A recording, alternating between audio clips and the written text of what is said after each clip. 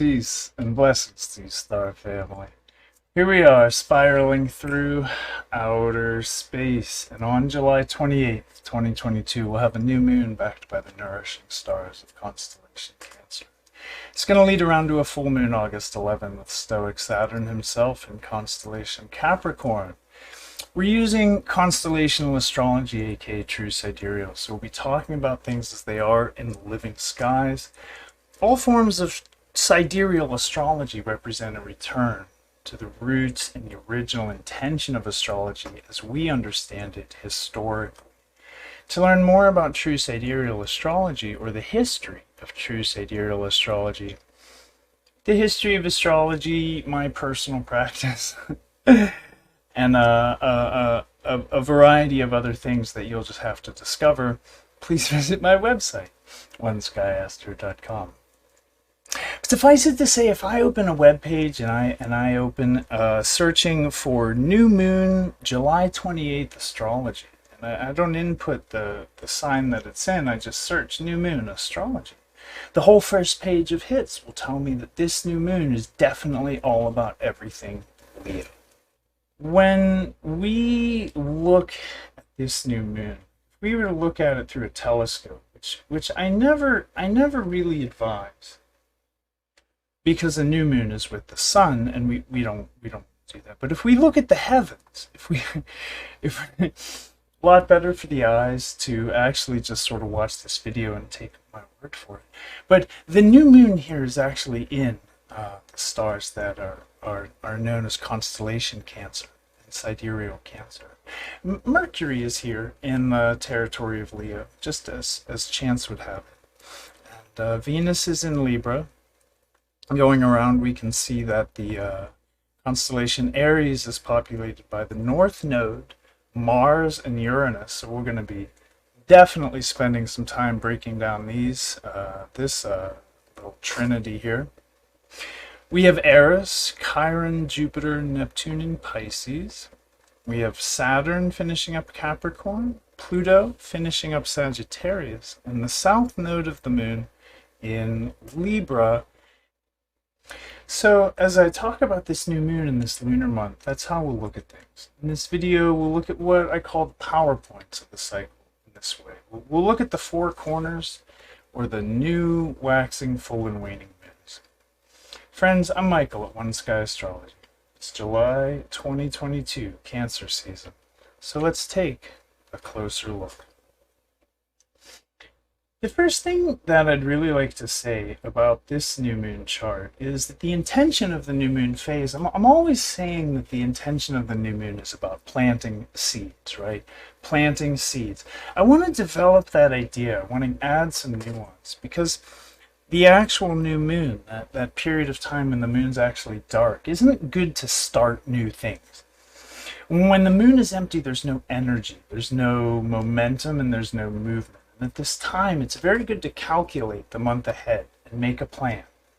But it's not a time of action because the energy is still very dormant. So action comes in the crescent phase to waxing quarter. And here, if we're looking at a new moon in Cancer, what we would see is that as the moon moved out into Leo and started to approach that waxing quarter, this whole phase where the moon is gaining and developing light, this is a great phase to actually take the first step, lay the first brick, put that cornerstone down in a new project. The darkness of new moon is a time of relaxation, rest, meditation, contemplation, prayer, planning, consideration. We want to strategize and we want to focus our attention when we think about the new moon. So just resting and looking inwardly. We're just laying the intentional foundation. And that's the kind of thing the new moon is for. So when we think of planting a seed, this isn't like actively like a thing that we're engaging in, as much as it's an inward consideration and like an intentional commitment.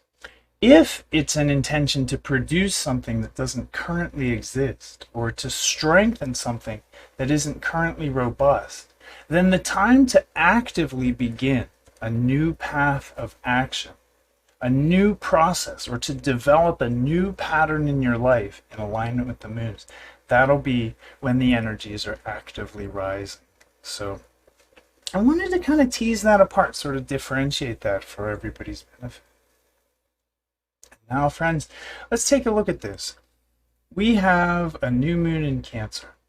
So last month, June 2022, I started at Aries where the last eclipse took place, and I developed the archetypal journey of our human story from Aries' descent from spirit into matter, into Taurus's development of a survival style, through to Gemini's semantic framework. And now we're in Cancer. So what emerges, develops, and finds use in Cancer? Well, it's actually ego. So this is pretty interesting. Right away, we have this psychological, spiritual, physiological rabbit hole in front of us. But we aren't going to talk about ego in any special way. Not in a Freudian sense per se, or a Buddhist sense, or in any sense where egoic activity is seen as problematic. So I want to be clear about that right off the bat. Here, for the sake of astrology and understanding Cancer, ego is simply a way of talking about self-awareness. And physiologically, we aren't talking about the default node network or any sort of brain network or pattern of active brain areas. We're actually talking about the interplay or relationship between our awareness and our physicality. But when I talk about our awareness of our physicality as ego, okay, but think of it like we can have blue eyes, we can have brown eyes, but it's self-identification of and with our own eye color. And that whole set of unique traits like our hair, our voice, our height, our heritage, that nexus of self-recognition, that's what we mean by ego here. So you sitting there, you have a sort of nexus of self-recognition. You have a set of ideas about yourself. That's ego. In regards to the level of nuance and specificity that surround ego, the concept of ego and the study of ego, what it is, humans have gone to very great depth, and we aren't going to reinvent the wheel today. Not here, friends. Ego is our internal sense of self based on self-awareness. That's a great simple working definition, sense of self. It's an aggregate or a bricolage construct because we have numerous senses, numerous ways that awareness manifests. So where the idea of ego gets complicated is in the variety of ways people use the word, right? Because if someone says, oh, he has a big ego, we all know what they mean. But what they're actually saying is he has a problematic relationship with himself relative to others. And there's another rabbit hole here because this perfectly describes the T-square between Cancer and the Aries-Libra axis, the naturally occurring square. And Aries-Libra is, of course, self and others. And the feminine nature of watery Cancer reflects the social programs for women that cause egoic distortion, while it's historically been the energies of Capricorn and the 10th house of career that cause egoic distortion for men. Again, this is just social program for men and women, but where our sense of self and other gets naturally distorted, where we have a natural T-square, we do have the energies of home, which has been largely feminized in modern culture, and work, which is largely masculine. So it's a very interesting alignment because the lunar nodes are in Libra. There's no time to really go into the depth of what I just pointed out in this video, but if you speak the language of astrology well enough to understand what it is that I just pointed out, it's really very interesting, and you can see it everywhere in all kinds of societies here on Earth. But Cancer is very traditionally about home and family, which is, of course, the root, of course, where we get those traits like heritage, ethnicity, height, weight, eye color, features, all of that. All comes from home and family. It represents emotions.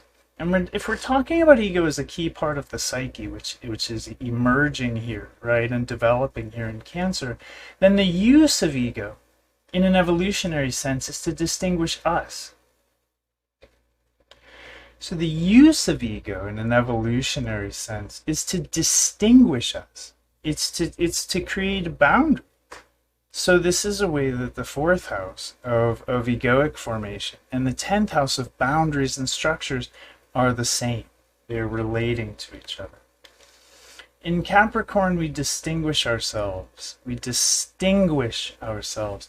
And in Cancer, we also distinguish ourselves. The point of ego is to distinguish us. So this is very, very interesting. One of the differences to Capricorn is that Capricorn is remarkably unemotional. Cancer is emotional. And we need to understand the energies this month as being of the nature of emotions when they go to childhood stuff, when they go to basic needs. It goes to the roots of things. Cancer goes to the very roots of things. It's about clans, it's about tribes, it's about families, it's about ancestors. This is about blood. So where did you get all that blood in your veins? You ever think of that? That comes from your family. It's about security. Actually, the biggest Cancer buzzword, not Taurus's material security here, but Cancer is a water sign. So instead of material security, what we're after is very much emotional security. So we have protection, nurturing, mothering, love, family. Family. For some of us is this, and for some of us is not this. Some of us family is not nurturing, not protecting.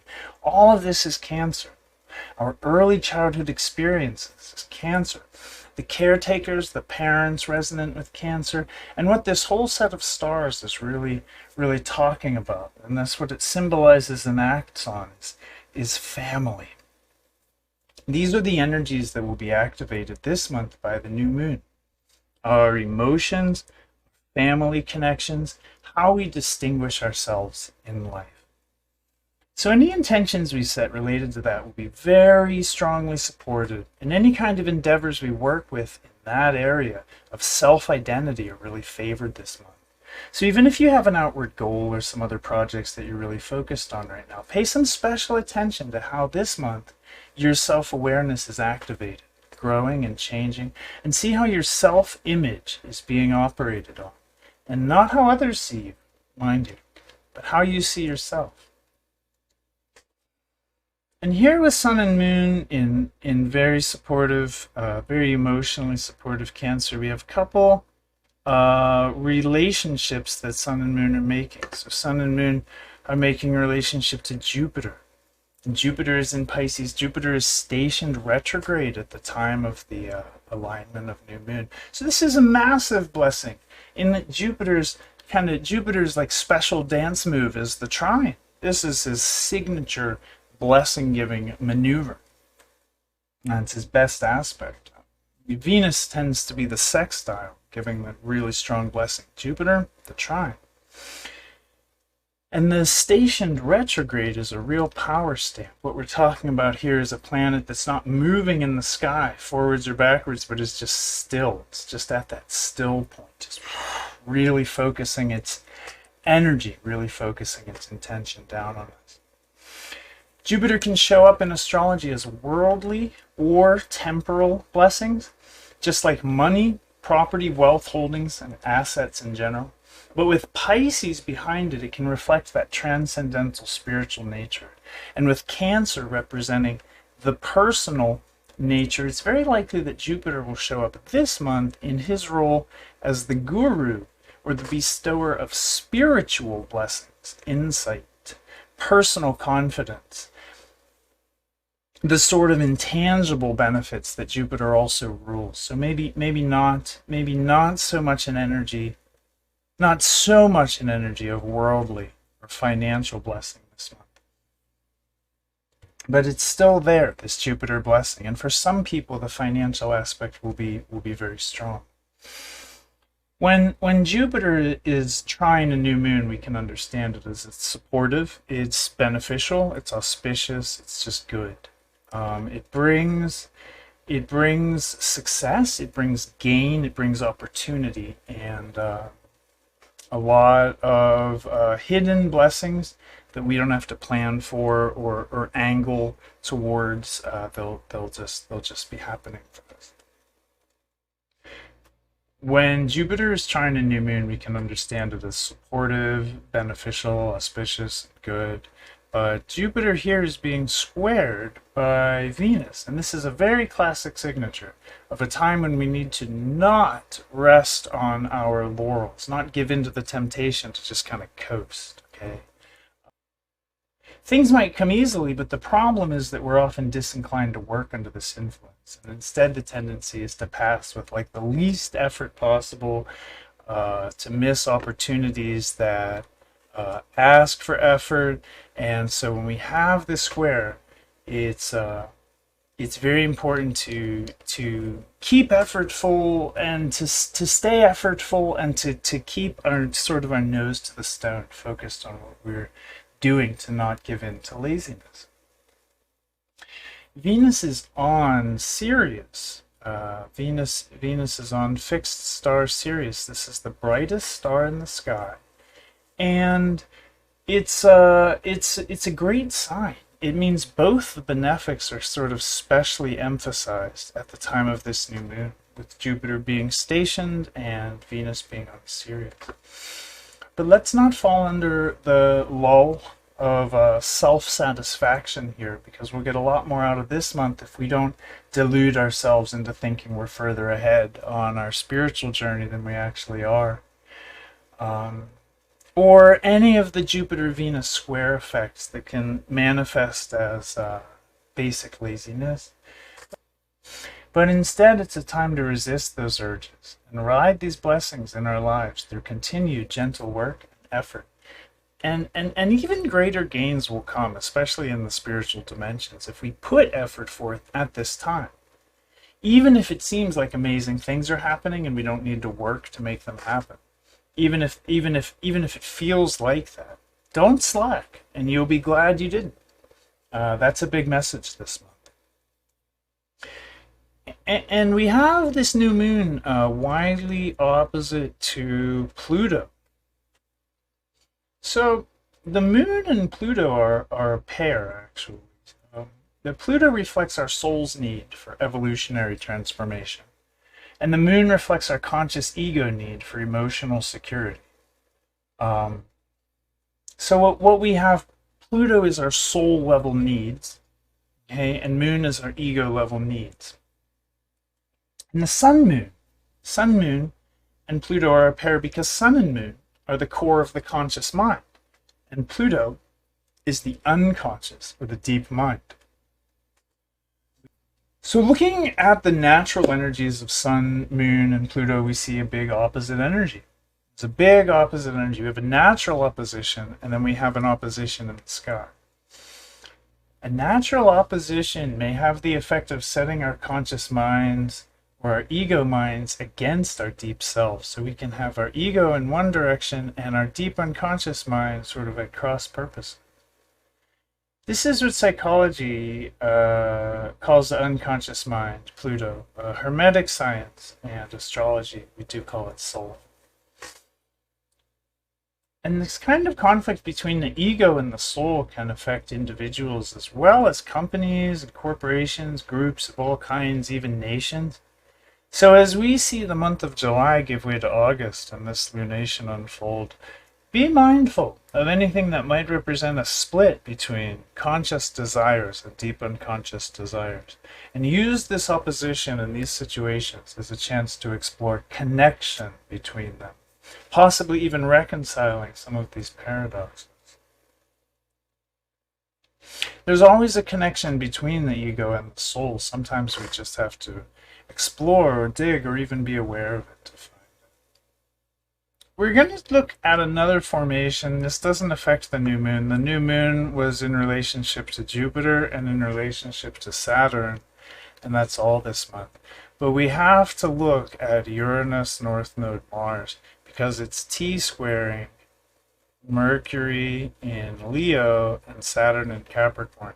And notice that Leo is the sun's light and Capricorn is slow-moving, dark, dour Saturn's territory. So we have another sort of opposition, a long axis of light and darkness, or light and shadow, the sort of traditional way of looking at things. But Saturn is seen as shadow because it's limitations. It's the limitations of the real world. Okay? And Mercury is our thinking mind. Okay? Saturn in Capricorn represents order, law, discipline, and the greater good of society. Mercury in Leo is representative of creative personal exploration by comparison. More about the individual than about society. Mercury in Leo is more about the individual. Saturn in Capricorn is very much talking about society and social constructs.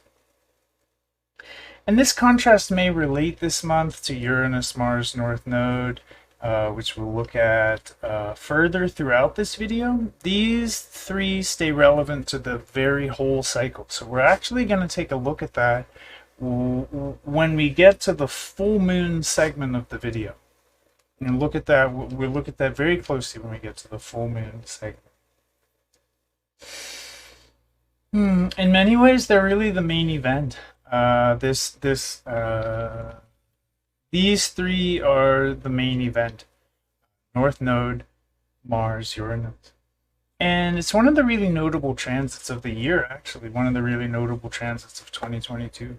So people are really excited about this one in the astrosphere. There's a lot of hyperbole, and you can find a lot of video content and a lot of predictive analysis about this if you look.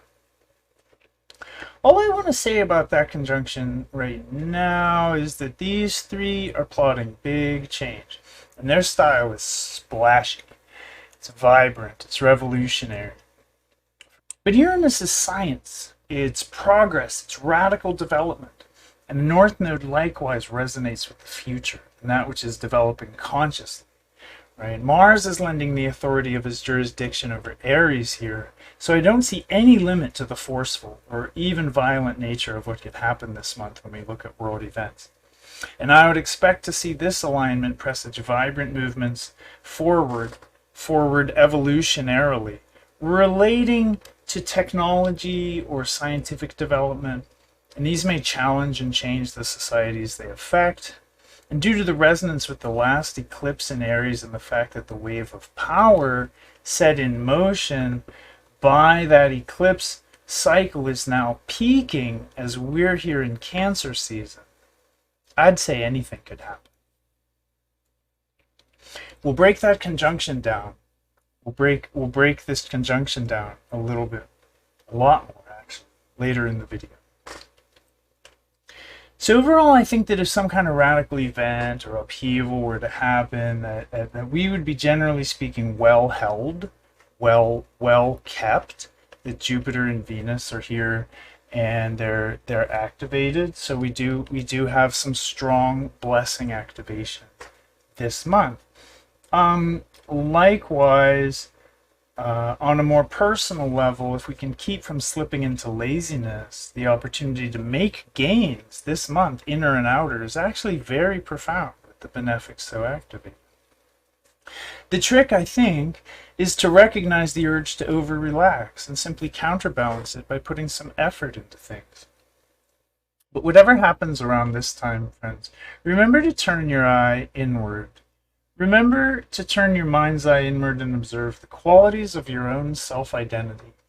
Because with Jupiter's powerful Piscean blessing beaming down, this is an amazing time to gain insight into ourselves, our personhood, the structure of our ego, from an inner perspective that's less attached to those self-qualities.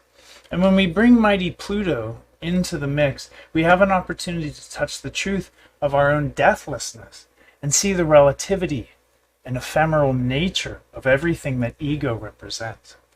So it could be a very beautiful month for personal growth and spiritual insight for many people. And it could also represent other forms of blessing and gain too. There's a lot of opportunity here, and much will depend on where in your chart Cancer and Aries are.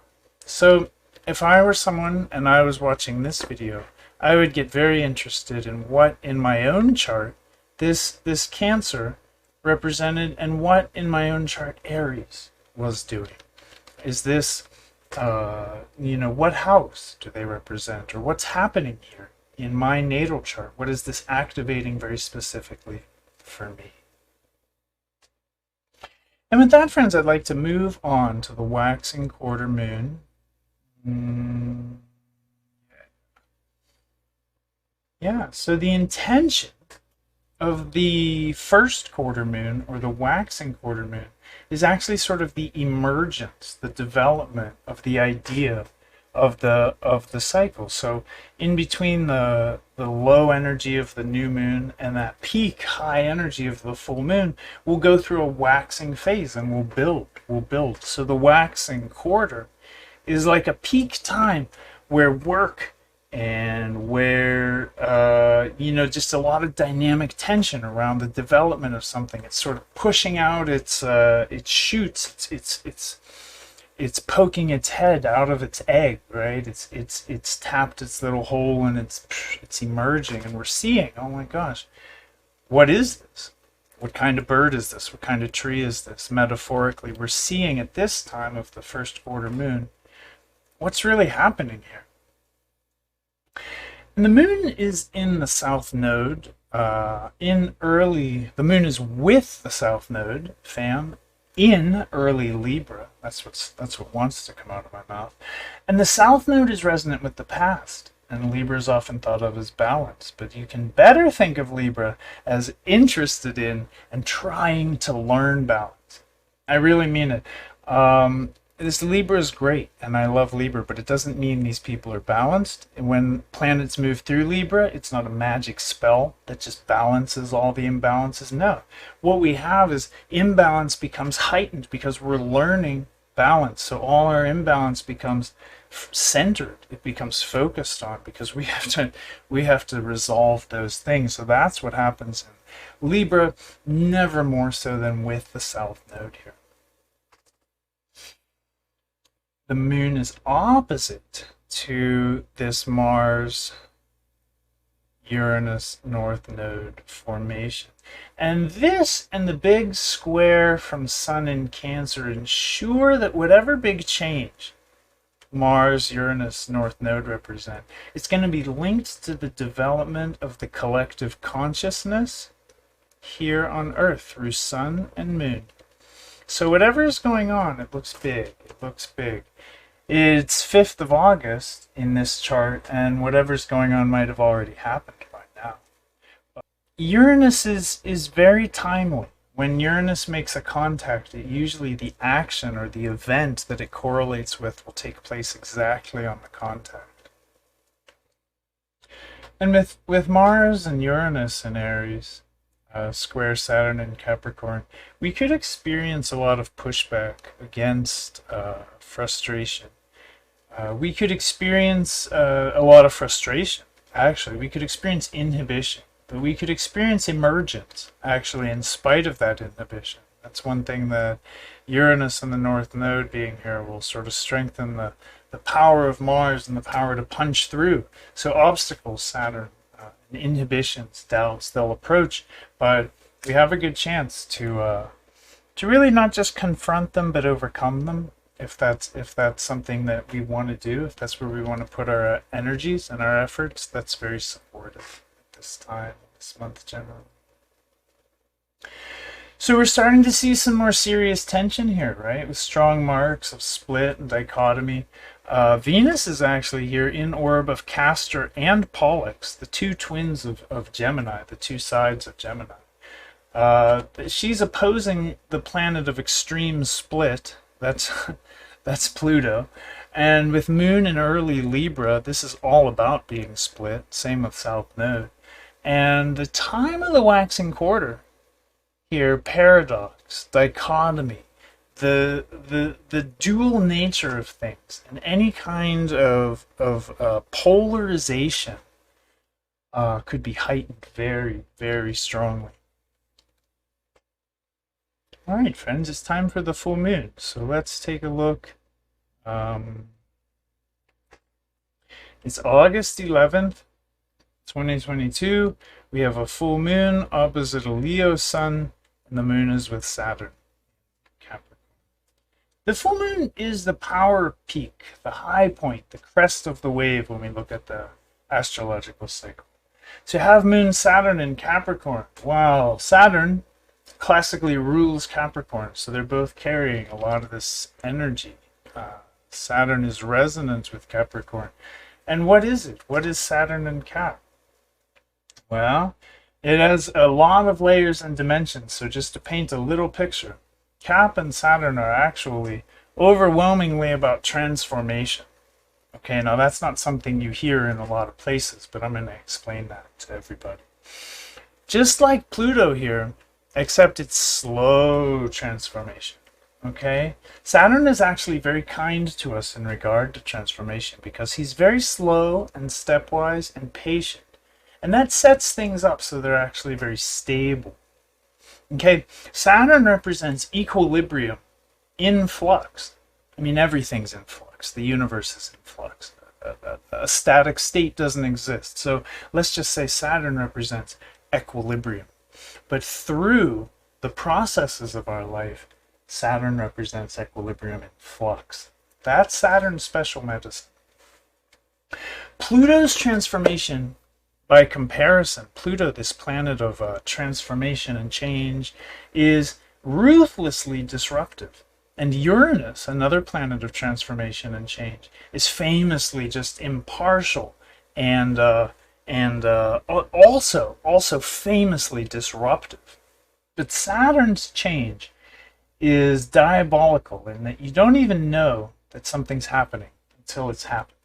You don't even know that something's changed and that change is set in until you realize, oh wow, we're here. Capricorn is the sea goat. Okay? Capricorn is the sea goat, which raises important questions. Like, what is a sea goat? That's the most important question we have today, friends. A sea goat is a mythical creature, half goat, half fish. It's pretty much that simple, kind of like a centaur is half horse, half man. The sea goat is half goat, half fish.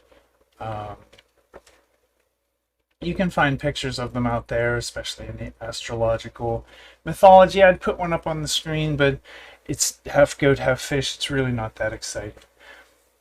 Our ancient Mesopotamian ancestors charted the skies, and as they watched the planetary movements and gave rise to sidereal mythology, aka star lore or star knowledge, they saw, they felt, and they presumably experienced the beginning of Capricorn as a goat and the end of Capricorn as a fish. Okay. So in early Capricorn, we have these famously rambunctious energies, oppositional and defiant. This is what we inherit from Sagittarius. We're rowdy, we're sassy. We have Libra's need for balance. The Capricorn has this deep need for just like, wow, I got to get this under control. It's the goat. I have a moon here in late Capricorn, and I can assure you, it is not rule-bound and orderly by nature. It is the goat. It is the goat, friends. And early Cap has a need for order, for discipline, for structure, for rules, for laws. And this is where it learns to flow, right? These things are introduced by Saturn. We know this is Saturn's medicine: order, discipline, structure, rules, laws. They're introduced by Capricorn. We know this is Capricorn's energy too. And by late Capricorn, what happens? We have a fish. We've gone with the flow. We're not oppositional defiant anymore. We've been tempered. We've been changed. We've been beaten down. Literally, this is Capricorn's special medicine. The beatings will continue until morale improves. But whether morale improves or not, it just takes a lot of testing, and it takes obstacles, harsh conditions, and delay to teach the patience of the fish who can go with the flow, right? So Saturn Capricorn is basically taming the goat taming the goat. It inherits a goat from Sagittarius. And by the end of the alchemical process of Capricornus, we have a whole different energy. We have the energy of the fish, something that is surrendered to the greater flow, and that's Saturn's. That's where we can understand Saturn and Capricorn, and that's where we can understand Capricorn as transformation, goat to fish, straight up, very simple. So friends, Capricorn's a little complex. It's hard to understand, but on the one hand, it correlates to rules and order. And on the other hand, it is itself a process of transformation. Okay, we think of rules and orders keeping things the same. We think of transformation as creating difference. And that's just the beginning of Saturn's paradoxes. We are not going to go there, friends. Not today. But Moon-Saturn is a very rough pairing. I want to be clear here that when we're looking at a full moon, and the full moon is with Saturn in Capricorn, moon is our feelings, and Saturn doesn't care about those. Moon is our sensibilities, and Capricorn wants to temper, wants to kind of hammer those out of us, right? Wants to give us very stoic, very solid, very strong sense, not subject to a lot of the moon's delicate sensibilities. So, although Moon-Saturn individuals tend to be heavier emotional, when time allows them to work their problems out, they can develop really unbelievable resolve and perseverance and persistence. And this is the medicine of Saturn-Moon. We first have to overturn this, or we first have to sort of set ourselves right side up. It'll overturn us emotionally. We'll have to get better. And when we get better, we'll find that the whole experience has strengthened us to an incredible degree. We're carved out of stone now that we've withstood Saturn-Moon. And my thought on this is that some people are going to be naturally fluid in the language of Moon-Saturn. And these people, these fluid people, they'll be inclined to accomplish great work and meet any goals this full moon. But other people who might not be familiar with the alchemy of Moon and Saturn, they might not be able to harness that horse, so to speak. They might have too many difficult feelings to be motivated in the face of the obstacles that Saturn-Moon represents. So my question to you is, where is sidereal Saturn? Where is sidereal Capricorn? Where are the Moon and Saturn? How are they relating in your chart? And we can look at this as something that's a very acquired taste. Now, for people who Moon-Saturn is already acquired, they're going to be able to push through. For people who it's not, there could be real problems just around inner sluggishness, slowness, and obstacle emotionally. So friends, we have the Sun in Leo. And a lot of that discussion is actually going to wait till next month, because that's when the new moon will be. Where the new moon will be. In Leo. And we're opposite Moon in Capricorn with Saturn. It's kind of a classic epic showdown between the powers of light and the powers of shadow. And we're not even going to talk about that much, because the real dynamism in the chart is the T-square from Aries. This Uranus-Mars-North Node, very explosive looking, very dynamic looking trinity of actors. How might they affect any relationship between bright, playful Leo and serious, focused Capricorn? Let's break it down in a stepwise way. And first of all, look at who are these actors. We have North Node, Uranus, and Mars. Okay, and then let's look at the stage. What's the stage? Aries. All right.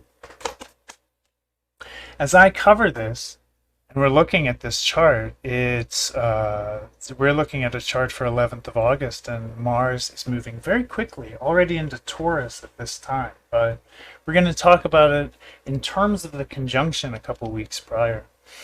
The North Node, friends, reflects the emotional patterning that we're learning. that we're learning. And we do this collectively. The transiting North Node is the emotional patterning that we're learning collectively, and it works together with the South Node that reflects the past emotional patterning which is exhausting itself. Okay? So we can think of the nodes as always working as one, creating a sort of momentum, a kind of axis towards the North Node, where we're moving in an evolutionary direction. The North Node generates appetites, it generates obsessions, and it generates the kind of fixations that drive evolution forward. That's why he's called the head of the dragon. He interacts with the planets and he tends to eclipse them too. Okay? This is a way of saying that he can corrupt or pervert planetary expression very easily. This node can twist things very, very darkly. Uranus, like the node, also has an appetite for the future and a penchant for driving evolution forward. But Uranus methodology is not so much to generate obsession as to generate disruption for the sake of growth and change. Uranus is really weird and it's somewhat unpredictable. Although, ironically, Uranus is predictably rebellious. Okay, if there's a fixed stance in anything Uranian, it tends to be an anti sort of stance. So challenging things, facilitating growth, sometimes through radical means. When Uranus entered constellation Aries, as I mentioned earlier in the video, Notre Dame Cathedral spontaneously burned. And when Uranus hit fixed star Alpha Aries, a star called Hamal, Middlegate Collegiate Church in New York burned. And that doesn't sound like a big famous name like Notre Dame, but Middlegate Collegiate Church had been in New York since 1776, and the bell in that church had actually rang to celebrate the birth of the United States. So, in this, I think we can see a lot of the qualities of Uranus. It's radical, it's rebellious, it's surprising, it's futuristic, it's scientific, it's about change. It is humanitarian, but it has a very aloof, ask no questions, take no prisoners kind of way of being humanitarian. And Mars is a god of war, sport, danger, action, adventure, challenge, conquering. Mars is a fiery force with a dangerous edge, and it reflects some of our very healthy things like our conscious motivations, our libidos, our drives, our ego desires, our sense of sport, our sense of play. So a little of the harmless and the healthy and a dose of the dangerous is what we get with Mars. Mars is at home in Aries, meaning they share like an energetic template. They share a resonance, or all of the things I just said about Mars in that basic sense more or less apply to Aries. The backdrop of Aries sets the stage for planetary action. These actions are likely to be more bold, more forceful, more daring and dangerous. So this combination of Mars-Uranus-North Node has a driving energy, an exciting energy, an energy concerned with the future and with progress, with independence, brave and daring things. But the potential for extreme behavior and motivations is so high here, folks. Be on lookout, because this is going to activate some people more than others. Some of us will channel this energy constructively and will break new ground. We'll break new evolutionary ground in our lives. And others of us could be affected very differently. And there could be some of the corruption and perversion that we talked about. There could be violent action. There could be drastic action. There could be vivid action. There could be explosive or unexpected action this month.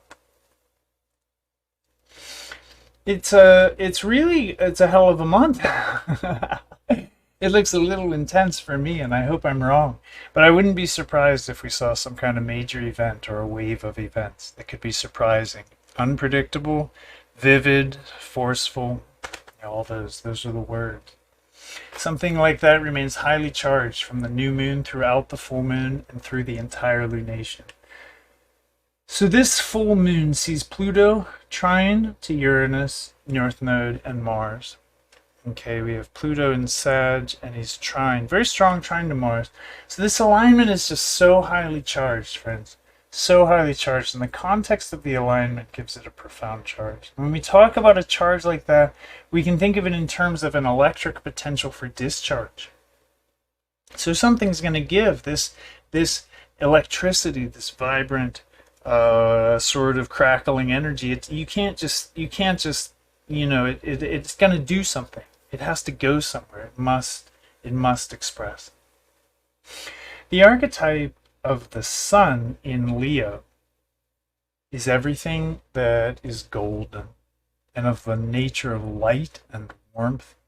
And by contrast, the archetype of Saturn in Capricornus is everything that is leaden and of the nature of shadow and cold. So we have a profound paradox to reconcile here. And there will very likely be powerful polarizing factors this month in any event or events correlate to the Mars-Uranus-North Node conjunction in Aries. The full moon is likely to emphasize contrast and differences, but perhaps a best case scenario would be that we would be able to understand these energies so that we aren't rolled by them, right? And we can use this lunation to nourish our emotional capacity and resilience, the original intention of the new moon, by encountering these volatile looking alignments without a lot of emotional excitement. That's something Saturn can lend the moon as a sort of stoicism. And instead, with the medicine of Saturn Cap, which is maturity, discipline, boundaries, man-made law, connection to the ancestral, the traditional. It's the strength of structure and form. It's responsibility. Saturn and Capricorn have a very special resonance with politics. So this lunation and the full moon especially may hold some special medicine at national levels. And with that, it's time for the waning quarter moon. Friends, yeah, the waning quarter is the period between the full moon as we approach the next new moon. So we're winding down. The intention of the phase is to ramp down. Energies at this time will be cycling down, and we'll be able to taste the fruits of the cycle, harvested at the full stage. We'll also be blessed with some low energies and some ability to retrospect, introspect, and prospect. That's looking back, looking inward, and looking forward. And we'll be preparing for the next new moon from here, August 18th, until that next new moon happens.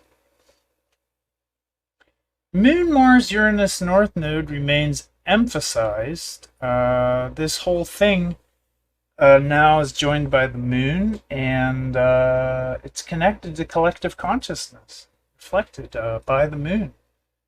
So now moon is in a grand trine with Pluto and Mercury.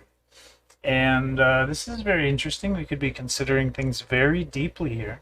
We could have access to some special insights at the waning quarter.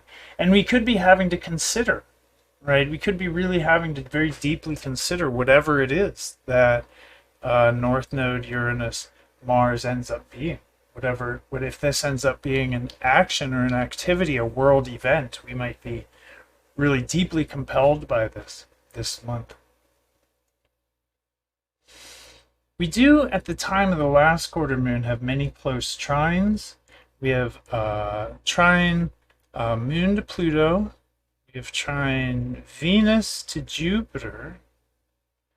We have Sun trine to Aries. We have Mars trine to Pluto closely. And we have Mercury trine to Uranus. And all of these are really within about 3 degrees.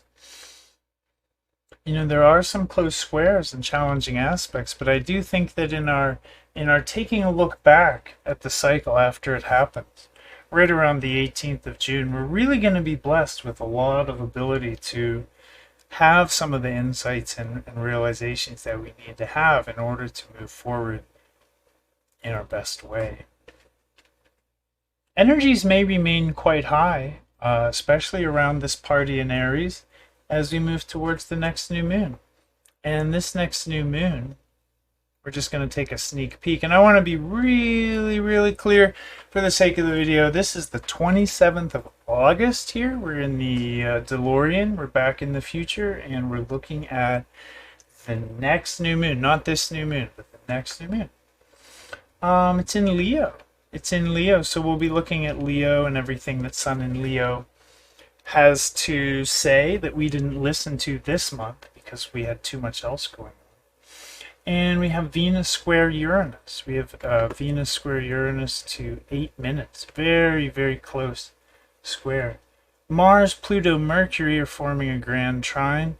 And this will set the stage for Leo season. And that time of year where creative self-exploration and actualization are emphasized. Alright, Star Fam. Love and respect to everybody during this very difficult season. Thank you. Thank you for your interest in my work and my channel. If you've watched this far, please like the video and subscribe to oneskyastrology on YouTube. It's an easy way to support my work.